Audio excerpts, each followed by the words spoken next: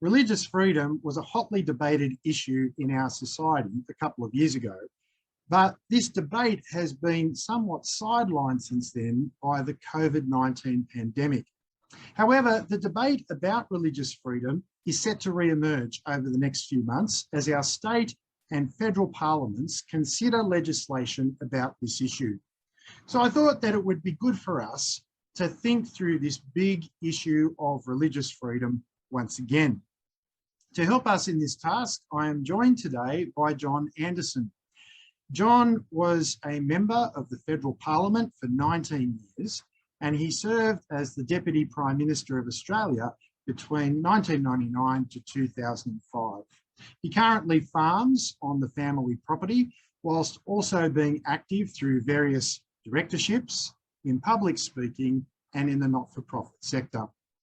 John has recently been published on topics such as civic freedoms, global food security, modern slavery, and the economy. He has also conducted a series of very stimulating conversations with some great thinkers, which you can find on his website, johnanderson.net.au.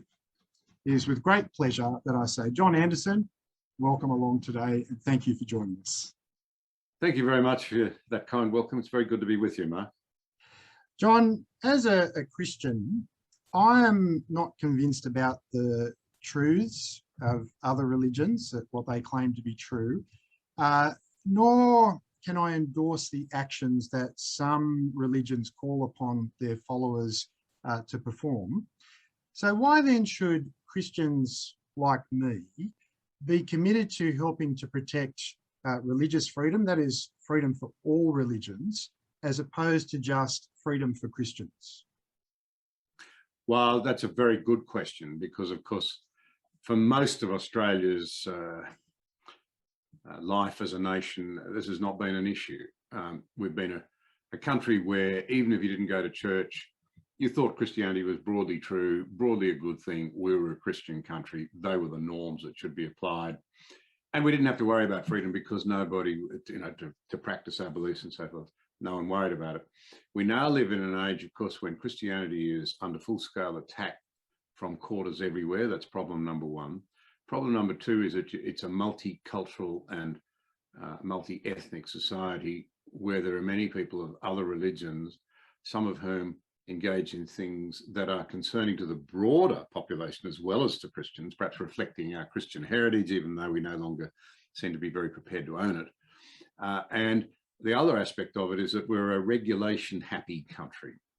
And so ever since the 1970s and the Whitlam era, we've apparently thought that the way to secure people's freedoms and at the same time to limit them is to legislate. So we started with the Sexual Discrimination Act, and it's built this architecture of discrimination machinery and inclusion machinery everywhere. In a sense, what it does is it has us compete for our rights with other groups rather than build a cooperative model of loving our neighbour even when we have differences. But here's the stark problem that we have. The very concept of freedom of conscience and allowing others to be true to their beliefs emerged, of course, out of a brutal period of religious conflict in England, more than anywhere else, where unbelievably and embarrassingly our forebears burnt one another at the stake for holding minority and unpopular views, particularly across the Catholic and Protestant divide. But over time, it was recognised that these were hardly Christian approaches, nor were they clever, because today's minority might be tomorrow's majority. Things do change. People need to recognise that and remember it, as our forebears did. So one day you might be burning a minority representative at the stake, and tomorrow you're the minority representative. So out of that came the genius behind, if you like, a reasonable degree of calm, notwithstanding the sectarian differences that applied in this country, particularly after the First World War between Catholics and Protestants. I'm very glad those days have gone. But here's the point. The genius was that we learnt to live with one another's deepest differences without resorting to violence and public displays of loathing, hatred, and what have you. So we've got ourselves in a fine mess because we no longer believe or even understand our own cultural traditions. We have this idea that not only are they all equal, although in many ways we seem to think Christianity is a lesser than equal, that all animals are equal except Christians. There's a lot of that thinking around the place. The way in which the left in this country is aligned with Islamic belief is extraordinary when you think of Islamic views of women, for example, because they don't align with the left. And as Christians, I have problems with those views, to be honest. I do. No other way of putting it. Do they reflect our values? Culturally, no. Christianly, no. So we've this complete collapse in confidence in our own cultural roots is at the heart of this great problem. And it's a serious conundrum for Christians. It's very serious. So, John, let me follow on from that. You mentioned that there were some practices of other religions that you can't agree with, the Christian belief doesn't agree with. And again, as you've indicated, you don't endorse such actions. And my guess is you wouldn't be arguing for the freedom for people to be mistreated as a result of religious belief. To talk about another situation, though, as well, we're currently in the middle of a pandemic, and many of us have been in lockdown. Many of us haven't been able to meet, with our fellow church members.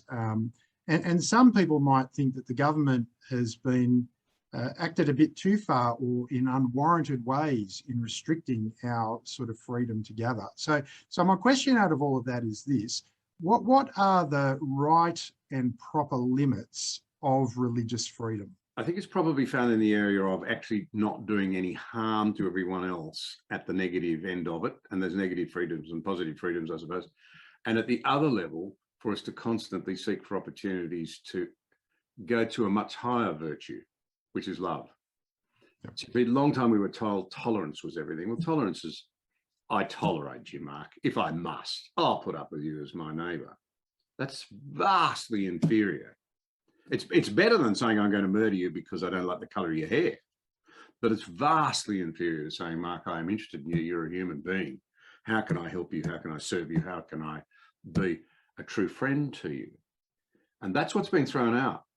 And that's at the heart of my remarks, that what we've now kidded ourselves into believing is that the road to freedom is found in setting up a system of competing human rights, where we all have to juggle to juxtaposition ourselves with others.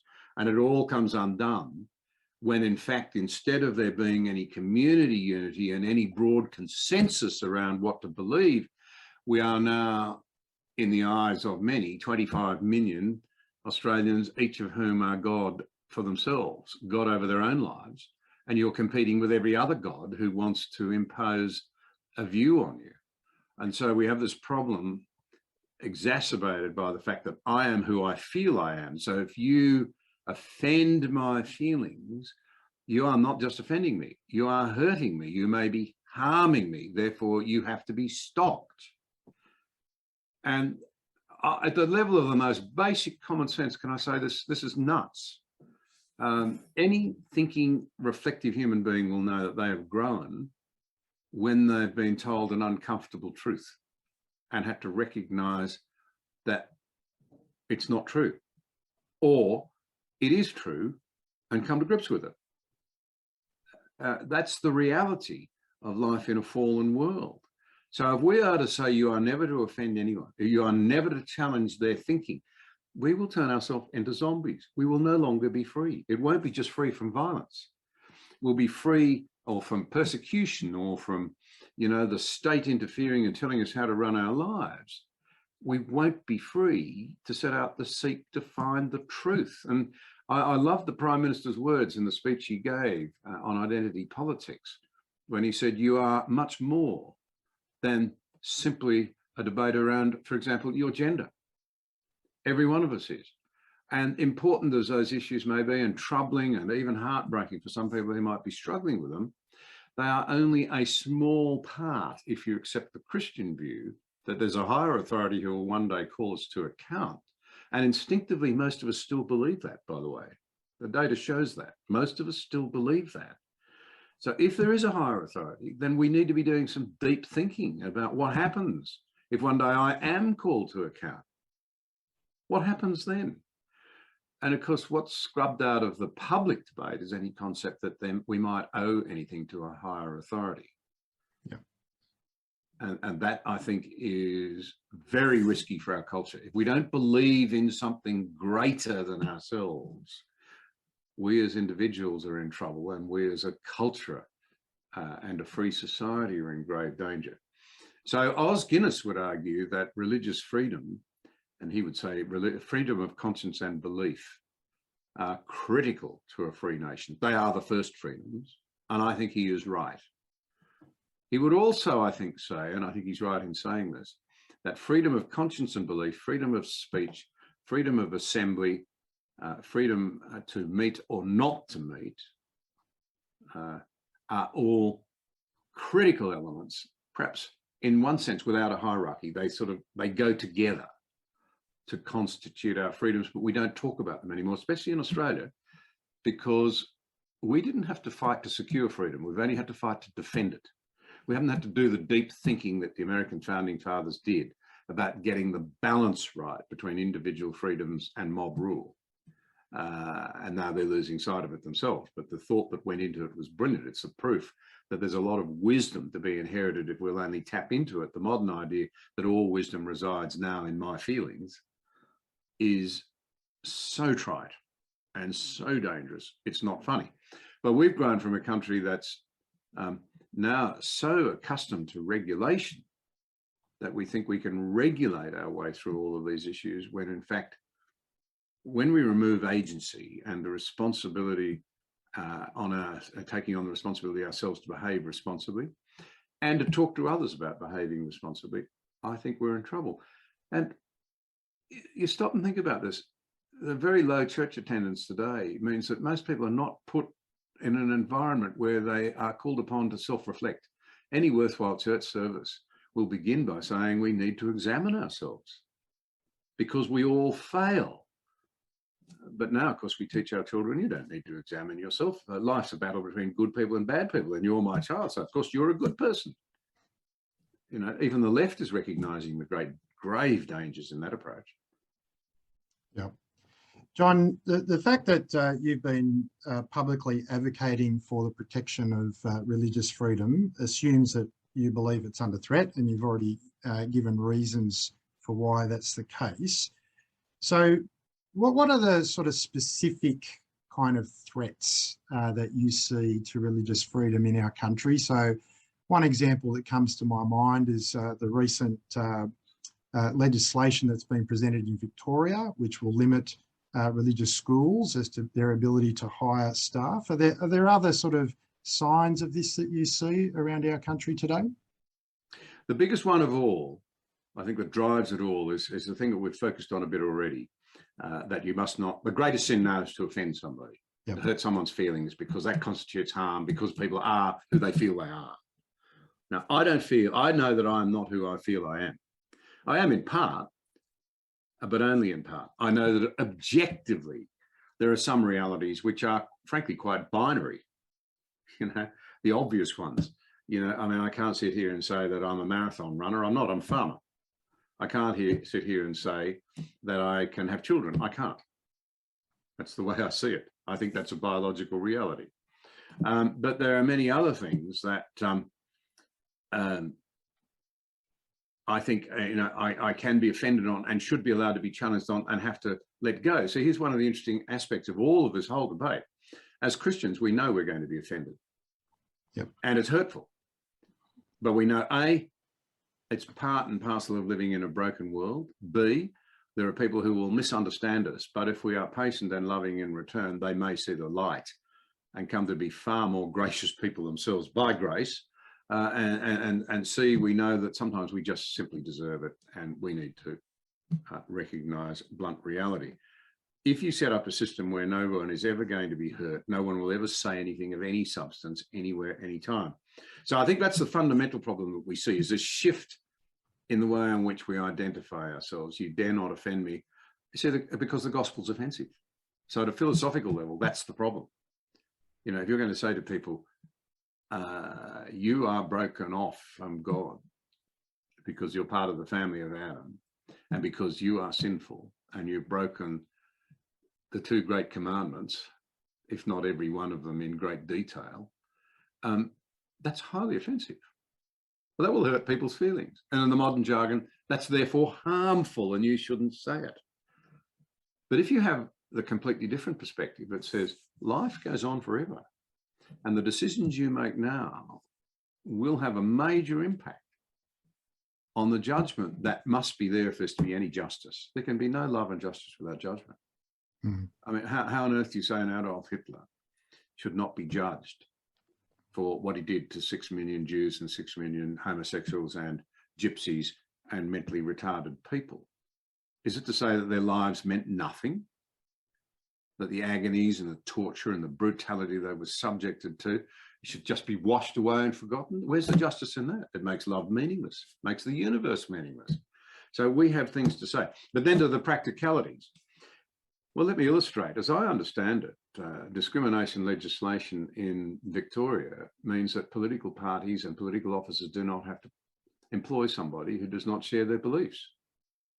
Why should a school, or why should I be obliged to send my child to a school where they'll be taught by people who by their lifestyles or by their actions, by their deeds, contradict what I believe in? If I'm going to subject my children to their care, if it's good enough for political parties, why is it not good enough for society at large? And indeed, I would say that other faith traditions and secularists have every right to their education systems as well. And it's just pig ignorance of our history to deny the importance of giving children the opportunity to hear the gospel, hear it well and understand it and think it through. I mean, it's just pig ignorance. It's deliberate, willful turning away from truths you don't want to know about, because it's that universalism of St. Paul that gave rise to democracy, to the idea of common law, everyone having the vote, peaceful means of removing leaders that have become proud or have lost their way. Those things are all, with some Greek and Roman input, yes, I know, philosophically, but overwhelmingly our culture and its laws are based and steeped in Christianity. So to not teach it anymore is to say ultimately we despise it. We don't want our children to understand it. Then there are the charities. I mean, the very concept of charity, all the great charities in Australia, I think something like 30 of the 35 or so of them have Christian roots. Many of them have strayed, but not all of them. Why should they not be able to stay true to their mission and say that we want people who are absolutely committed to the same view of their fellow human beings as we are? Why should they not have that right? Absolutely, absolutely. Now, John, I know from your conversations that you are a lover of history and that you strongly encourage people to study history and learn from it. And you've talked a lot about how subjectivity has come to sort of triumph over objectivity in terms of the way people think and the impact that that's therefore had upon the way in which our country is and impact upon religious freedoms. As you think about this historically, how have we ended up at this point? So obviously, from what you've said so far, we've sort of moved away as a nation, if you like, from our Christian underpinnings, and so that's a key part of it. You were the acting Prime Minister and when September 11 happened, nearly over 20 years ago now. And I often wonder if that event somehow contributed to a move on the part of our culture to sort of deny religious freedom. You know, it was like, oh, gee, here's religion, which is shown to be very harmful rather than helpful. So I'm just wondering, historically, how have we kind of got to this point? You know, is September 11 a part of it? Like, yeah, how did we get here? Well, Solzhenitsyn said in America, after he'd escaped from Russia and his writings had helped bring down atheistic communism, commenting on the mess that the West was descending into as long ago as 40 and 50 years ago. The reason we're here is because we've walked away from God. And I believe that to be true. nothing more dangerous, nothing more like an unguided missile than somebody who believes they're not accountable to a higher authority, in my view. We often hear people say, well, you know, religion's dangerous, religious people are dangerous, all the maniacs in history who have started war. It's not true, by the way, historically, nothing like it, have been religious figures. In reality, the most dangerous people are those who don't think that they have any accountability. An Adolf Hitler mocked the idea of a Christian God, a Joseph Stalin, a Pol Pot. You know, I could go on. Some of them extant around the world today, I think. So I think that is a huge danger. But it's in our human heart. We hate God. We are in rebellion against him. It's only when we really go looking for purpose and truth and meaning and, you know, fight against, in our own culture now, the rage against God to get to the bottom of it. I love that subtitle of Peter Hitchens's book, Rage Against God, How Atheism Converted Me to Christianity. That you can just, you know, come to love God as you understand how much he actually loves us, but it's alien to us. We don't want to know about it. We want to be our own agents. And God gives us that right. That's the story out of Genesis. Breaks his heart, but he gives us that free will. In a sense, says to us, well, I don't think it's going to work out very well for you, and I'll give you a way back, but it's your call. And it doesn't work out very well for us. How did we get here? It's our human nature, I think. Now, 9/11 was a very significant point, since you mentioned it, in my view, because the Berlin Wall, the end of communism in Europe, or certainly Russian communism, in 1989-90, heralded an age when I think the West thought, oh, we've won out. And I'm always struck by Francis Fukuyama, the American of Japanese ethnicity, who wrote the book, The End of History.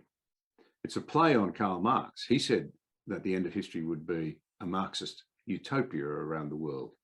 But what Fukuyama was saying is, no, it turns out to be democracy. Isn't that wonderful? And we all thought in the 90s that this would be the reality. Totalitarian regimes were in retreat, some of them badly broken and smashed. Democracy and capitalism were on the rise. We even thought that China would get there as they prospered with a free enterprise system. But everyone forgets about that. Their economic system that made them so prosperous is actually a Western one. Or has been until the recent attempts to recommunise China, which look hideously successful to me. And then 2001 was a powerful reminder that there are very powerful people out there who loathe Western democracy.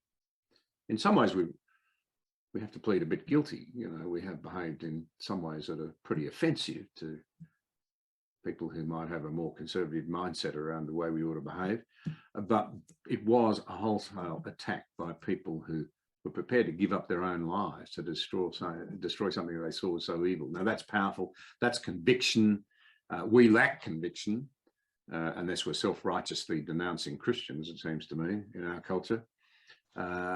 And conviction can be a frightening thing if you don't have any of it. And it spurred, quite directly, you can see it, people like Dawkins.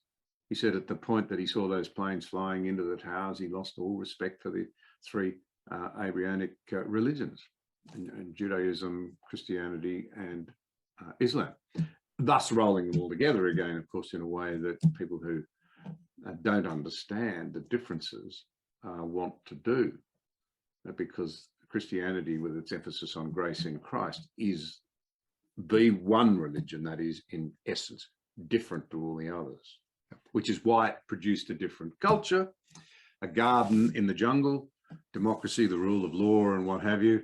But because we've abandoned it, the weeds are growing in the garden, and the jungle is re-encroaching. We need to acknowledge that we've been living in a garden. It's at risk, and the winding back of religious freedoms or Christian freedoms, the mocking of Christianity out of the public square, will only increase, as it has been doing for decades, the takeover of the garden by weeds and eventually by the jungle. That is the way I see it. Now, John, you've mentioned throughout this interview so far that regulation as such is not really the answer to all of this. But it's to regulation I turn, because in the next few months, there are different bills coming before our state parliament, a Religious Discrimination Act, and we're waiting for a Religious Freedom Act to be unveiled by the federal government. Now, we obviously don't know what's in that particular one just yet, but I'm guessing on the basis of what you've said so far, that you're pessimistic about what those things might be able to achieve, even if they were really to our liking. Yes, I am. And it's not just religious discrimination architecture. It's the whole gambit. The whole fact that we're now into this game of everybody pursuing radical individualism, that being the centre of their own universe, we're separating up into tribes. The sense of unity, of universalism has gone.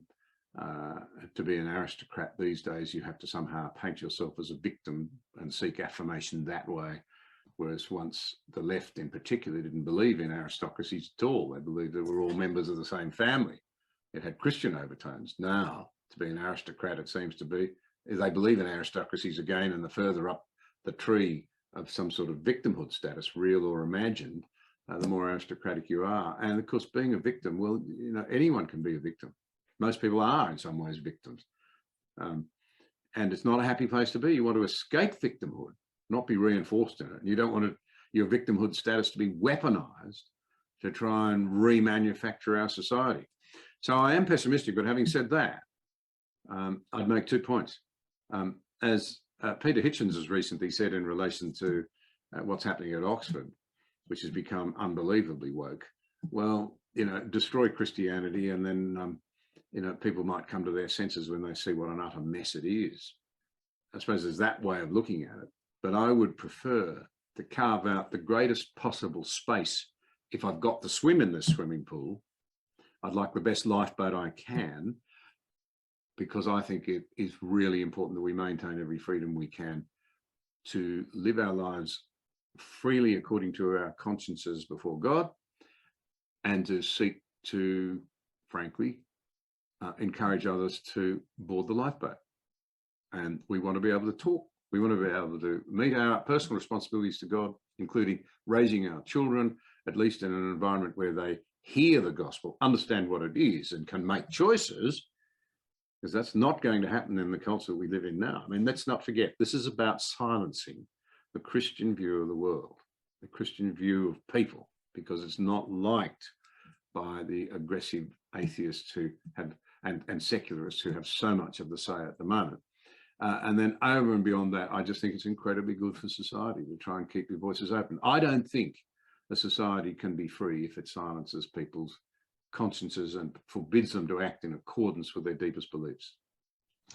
Now, my final question for you, John. The first time I met you in person, it was at a gathering of different ministers, and you talked about the fact that religious freedom was under threat. You encouraged us to go and speak to our local members, and I must say our local member was very, very responsive to the things that I had to say. But as we think about anyone else who's watching this today, again, you've kind of talked about that, you know, regulation's not the answer. So is there value in talking to local members about this? So that's one aspect of the question. I suppose the other thing, from what you're saying, what I'm picking up on is that really trying to reach people for Jesus is probably the key thing that we can be doing in this. But your comments on that? We have to pursue regulation the best we can possibly get, for the reasons I outlined, so we can do just as you said, be free to try and reach people. Now, on the point of building relationships with your elected representatives, I think responsible Christians and churches everywhere should be doing that to the best of their ability. I think it's really important. And I would say, as a former MP, that I was struck by many MPs who had no particular faith convictions of their own, who would be quite generous about, if the subject came up, about what they knew their churches were doing in their electorates. They saw them as people who served, who were responsible, who could be trusted. Often they were handing out votes. You know, a lot of Christians are politically involved on both sides of the political divide, I think. There was an awareness there that in many ways they were often citizens who were real contributors. Well, we need to build on that. And I don't think there's any excuse for churches not to have a relationship with their elected members. They ought to seek to reach out and to tell those members that they're praying for them, they're concerned for them, they want the best for them. And then when you do have a concern that you want to talk them over with them, you've got a relationship. We of all people should understand the importance of relationships. And I think in the bottom line in all of this may very well be that perhaps it's a good thing now that we're a minority, and we need to own that. We should always have been a minority. I actually think that the remnants of the remnants are what we are. We always have been, we always will be. It's just that for a while, for an amazing part of the history of humanity, there was a garden created in the middle of the jungle, to use the language I used earlier, when enough people with enough influence saw the value of Christianity. Think William Wilberforce. Nobody wants to talk about him anymore, but think William Wilberforce, John Newton, all of those people who came together and in the end persuaded a lot of people who were not necessarily believing Christians that slavery was a great evil. And no one wants to talk about this in this day when racism and, you know, the implication is that we're the worst racist of all because we once kept slaves. It was the British who abolished it. It was people of our culture who said, no, you should not own and trade other people. And actually it is inconsistent with biblical values. People say the Bible justifies it. It never justifies you taking a lower view of another human being. It doesn't justify that at all. Just the opposite. It preaches universalism. And so all souls equal in the eyes of heaven. And so these are very big and profound things that our society is paying an enormous price for having lost sight of. And we need to do everything we can to create an environment where we can go on preaching that. But if it has to be from a minority point of view, we're back, if you like, in the Roman days, where they loathe us, but they can't help saying, see how they love one another. Look how they treat one another. Look how they treat others. They fished the baby girls out of the river when they were thrown out to die because they wanted, you know, their parents wanted boys. We now know, statistically speaking, thanks to Rodney Stark, that's how the gospel spread. A big part of its rapid explosion was the fact that Christians stopped practicing female infanticide. You won't hear that said in an age when people want to paint Christianity as cruel to women. And I think, as I think about our current situation now, where because of our views on sexuality, we're considered to be bigots or haters, if you like. One of the things I've certainly talked about with our church is the importance of showing that profound love in the life of our community so as to challenge that narrative that exists about us now. I think that's incredibly important, because the two things that Australians crave, I think, are unconditional love and acceptance. And that can be a cheap thing. It can say, oh, you know, I won't dare offend you. Whereas in fact, I heard someone say the other day, just because I disagree with you doesn't mean I don't love you. In fact, indeed, it may be because I do love you. But people will sense when you're genuine. So that's the second thing, authenticity. Australians will respond to authenticity. And so we need to be loving and we need to be authentic. But a good dose of humility is probably very good for us as well. And I do think that we need to humble ourselves before God and acknowledge that in many ways we've not been salt and light. And we've not slowed the decay in our culture in the way that we were called to, nor have we provided the light by which they might find their way back to a better place in the way that many courageous forebears did. And they did so with enormous courage. When you go and have a look at how people like John Newton and William Wilberforce and their ilk were treated, I mean, it was every bit as cruel as the social media pile-on that you can have today. Wilberforce, in response, always spoke graciously and inclusively in the House, even when he was under massive fire. And only once or twice in his parliamentary career did he, when he really felt justified in so doing, let rip on a fellow parliamentarian. But because he did it so rarely, that when he really felt he had to give someone a character reference, everyone fell hushed because he had an authority to do it. So when we judge, as sometimes we must, it needs to be from a position of great strength and understanding, and an environment where everyone knows that we're not doing it for trite or for selfish reasons. John, thank you for your input about all these very, very important matters and the wisdom that you've brought to bear. It's been an absolute pleasure to have you with us today. Well, I hope what I've said has been of some use in getting people to think, but above all, we have a secure hope, and we must never lose sight either of the importance of hope or of hope for ourselves personally.